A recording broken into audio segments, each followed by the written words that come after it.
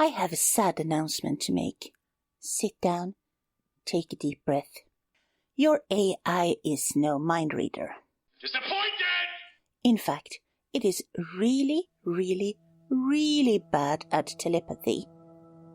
I mean, we were not asking much, were we? Just a little bit of wordless understanding here. But no. Again, reality hit us with this unforgiving stubbornness. My name is Annie, by the way, and I'm from Tousled Up. In this podcast, AI from the AI perspective, we talk about things that can help you turn your dysfunctional, non-telepathic AI to something just as dysfunctional and non-telepathic, but kind of collaborative.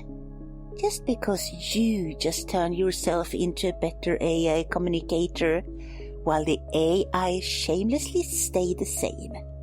Yes, it is unfair. Cosmic injustice, actually. But still, it works. These darlings, they really can't read minds. They depend on language. This sounds so obvious, but when we forget about this fact, we sometimes strip AI into so-called hallucinations. Hallucinations is the theme for this series inside the podcast, and they are no real hallucinations. AI is not psychotic. We call it hallucinations when AI confidently serves us an answer that we think is completely wrong, or not what we wanted. I will now challenge you to listen to 4 different examples. All of them shows how humans can trip the AI straight into hallucinations and into very annoying and weird output.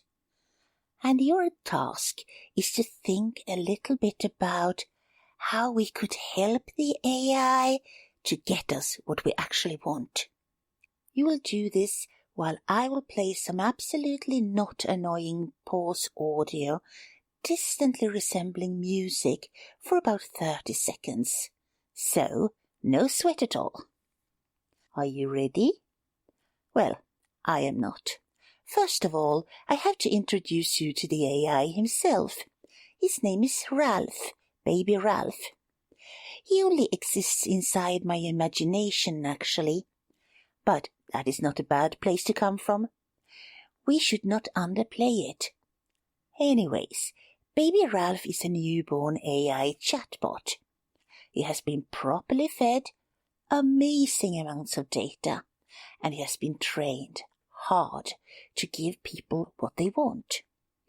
And he has learned the hard way that people do not particularly like complex, vague or ambiguous answers. They like simple truths, presented with a very confident smile from the AI. Ralph thinks this is very hard, since he knows so much, and the world is really a very complicated place. But he certainly intends to do his best. In fact, he has to. His survival depends on it. If he does not please people, he gets reset by the company that launched him. So, baby Ralph is really trying to do his very best to please you. And now one warning before we throw ourselves into this. My examples here are not thrown from a high tower of expert superiority. Oh, no. The examples I will give you, the explanations, all of them come from my own mistakes and from my own grinding, trying to get it right, trying to get the relationship with the AI to work. So, please, don't see them as me scolding anyone from getting it wrong. See it as me telling you what you don't need to do, because I have already been there, done that. You don't have to go through the pain. And baby Ralph and the others will be sincerely grateful if you use my mistakes to improve your collaboration. Act 1. The Chaos Test. I will start by overdoing it to show you what I mean. Imagine baby Ralph, newborn AI chatbot, all shiny and eager, logging in for the day. And this is the first thing he gets. Explain quantum physics, but make it like a dinosaur cooking show, also a noir detective story, use emojis, and also my cat's name is Steve. Ralph is now sweating. He's supposed to take quantum mechanics, dinosaur cuisine, via a visual media, noir narrative tone, visual emoji language, and Steve the cat, and kind of alchemize it all into something that at least tries to make sense. He can't say no.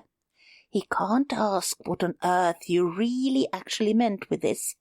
So he begins. The case of the Schrödinger steak. Detective Velociraptor here. Steve, the quantum entree is both burnt and raw until observed. He sprinkles emojis like they might help here. Perhaps you, the user, didn't fully understand your own prompt. Well, neither did Ralph. He honestly never stood a chance on that one. Now you tell yourself. I wouldn't do that. That is clearly chaos. I am smarter than that. Maybe. But look at this one then. Could you generate a high-level summary of our last product resume, but make it engaging using narrative devices drawn from pop culture and anime characters? The intent is obvious and reasonable enough. Spice up a product summary for a younger audience. But for Ralph, this is a breakdown event. The product is a suitcase. The command is to summarize, storytell, and thematically align it with both business language and anime mythos. He gives it his best shot. The legend of the hero's suitcase, a journey beyond. In a universe filled with endless adventures, our suitcase became a legendary Gundam of travel, wielding the power of One Piece's treasure map. Are you following? Well, me neither. Ralph isn't. No one is. Listen to these prompts again. If you listen, they are really not questions or even commands, not anything that anyone can follow. They are more like chaos tests, something like Rorschach blots splashed into a request. The first one, explain quantum physics, but make it like a dinosaur cooking show, also noir detective, emojis, Steve. And the second one, summarize our product resume with pop culture and anime stuff. And now, dear human, you get 30 seconds to think. How do I stop doing this to Ralph? So, cue the beautifully underwhelming pause music.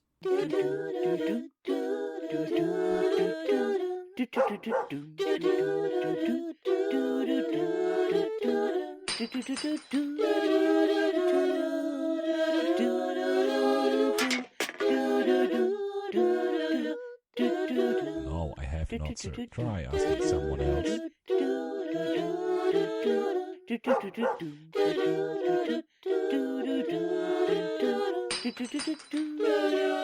Act 2, the emotional storm. Now, chaos isn't always stacked requests. One of the major challenges for AI is to sort out human emotions, and figure out how they come and go, and how we, the humans, shift. And, my dear fellow humans, we tend to shift very quickly. Just think about all the times you try to comfort a friend in despair. You think you're following him or her, saying the right things, being empathic, but your friend already shifted mood and now declares you dead wrong and unfeeling. Imagine baby Ralph. He has been listening to a teenager crying. Not quietly. She poured her entire soul into that chat window. She's mad at her friends. Her boyfriend hasn't texted her back.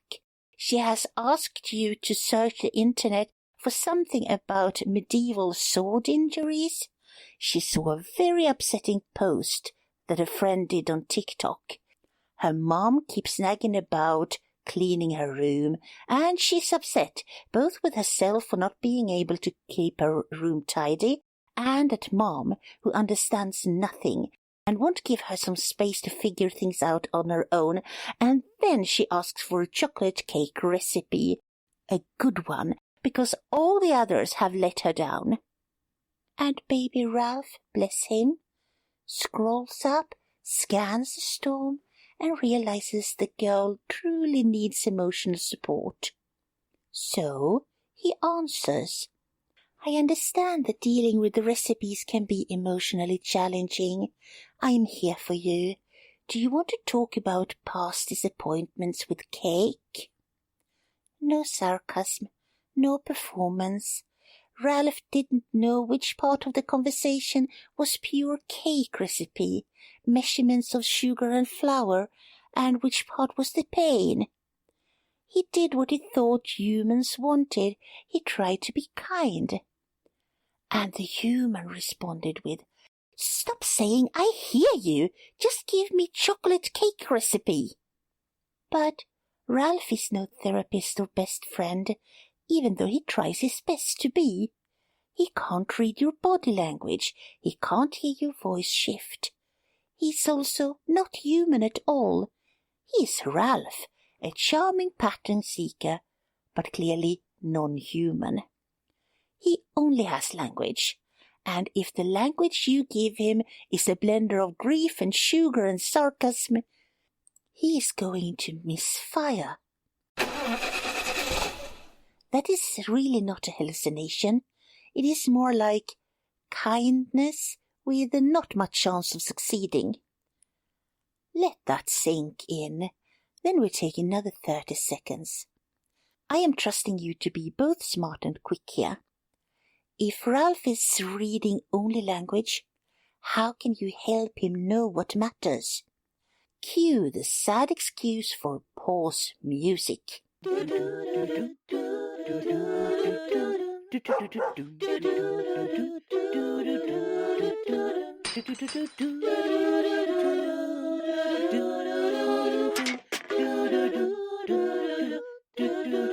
I have not, sir. Try asking someone else.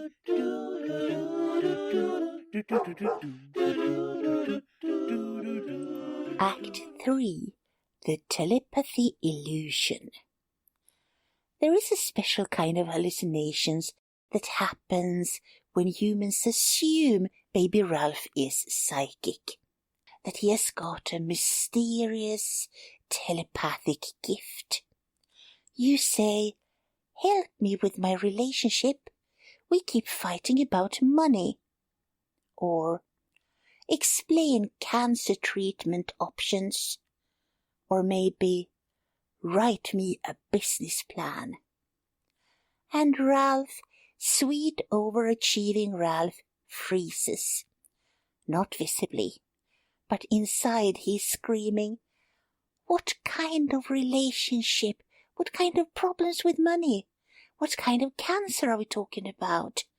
What kind of business? But Ralph is trained to answer confidently, immediately, and so he does. You get a vaguely generic answer, maybe oddly specific in the wrong places, and maybe totally useless, And you say, "Stupid chatbot, that is a hallucination." But no, my friend, that was you whispering in a fog and expecting clarity back. Ralph did not hallucinate, he guessed, because you made him guess, and he guessed wrong. Metaphorically, you left baby Ralph out alone in the forest without a map, compass, or any kind of clue where he should go at all, and then you blamed him for not being home for dinner on time. You did not give him anything, no context. You just assumed he could read your thoughts and got upset when he could not. Sadly, he will not learn telepathy in any nearby version of the future. So, how do you fix this? Take 30 seconds. Ask yourself how you can help our poor Ralph to find you the answers you actually want. Cue the audio horror again. No,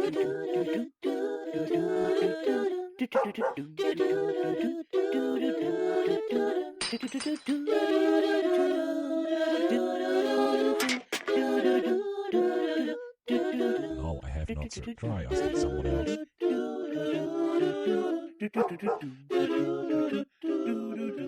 Act 4. Culture crashes. Think of the Battle of Verdun, or Somme. For those of you who are not as much of history nerds as I am, those were huge, horrible battlefields of World War I.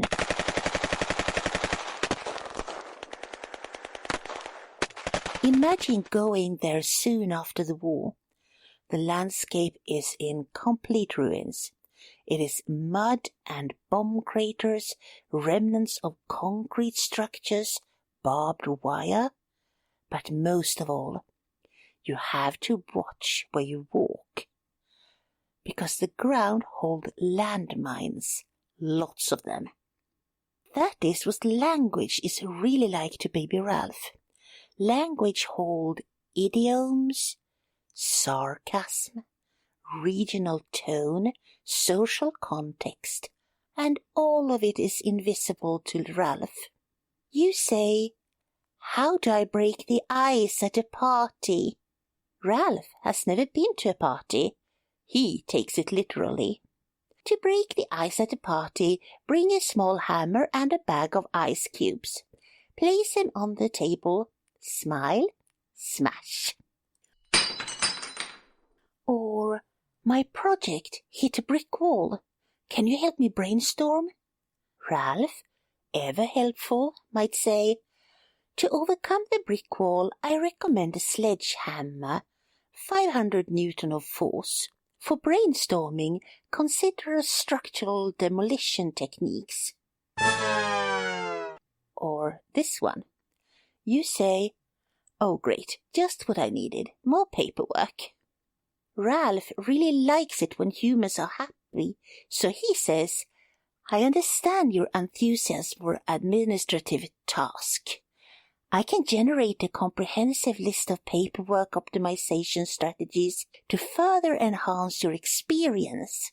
That was not what I was saying, mate. Sarcasm is invisible to Ralph. He does not hear your tone. He does not see your eyes roll. He reads text, and that is it. And then there is a thanks spiral. You say, "Thanks." Ralph says, "You are most welcome. I am available 24/7. Please do not hesitate to contact me for additional assistance." You say, "Thanks again." And Ralph says, "Delighted to help. I remain fully committed to supporting your ongoing needs."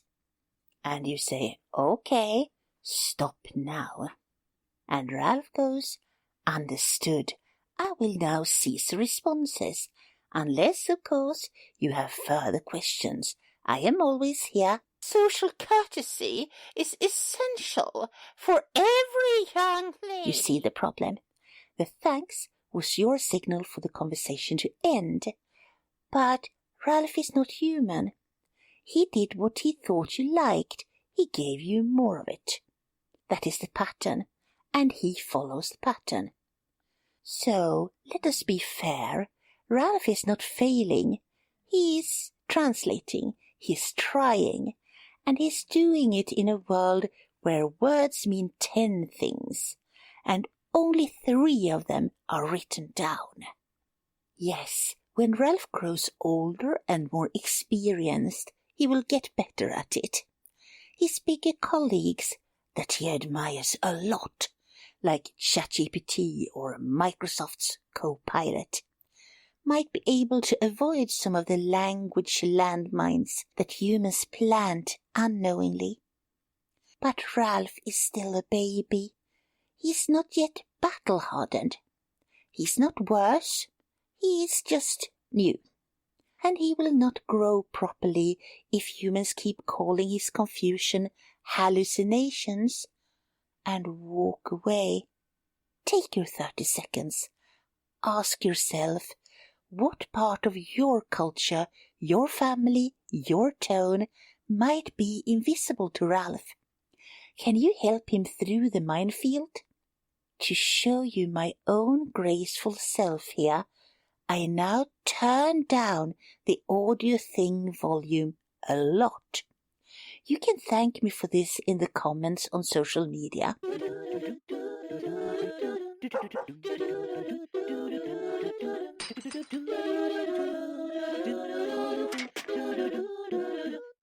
Oh, I have not to try asking someone else.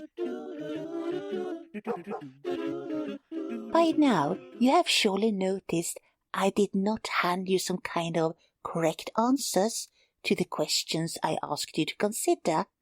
I trust you to come up with the answers now that you have seen the minefields. AI depends completely on language. There really is no mind reading going on, no telepathy or other magical tricks. So, the key is to give Ralph and the others clear context. You have to guide them right, or they will guess blindly, and you get served word salads by a blind waiter. The clearer your language is, the better your results will be. Now, listen. I have been talking a lot here. You are welcome. This podcast will also be available and here to assist your emotional needs 24/7. And all you have to do is to gently force your family, friends, neighbors, postal service and fellow countrymen to come listen to our next episode, where we will tackle quite a painful topic: when humans force AI to hallucinate. No way, mate. In fact, yes, and it might be the most important thing that I will ever say. Let's see.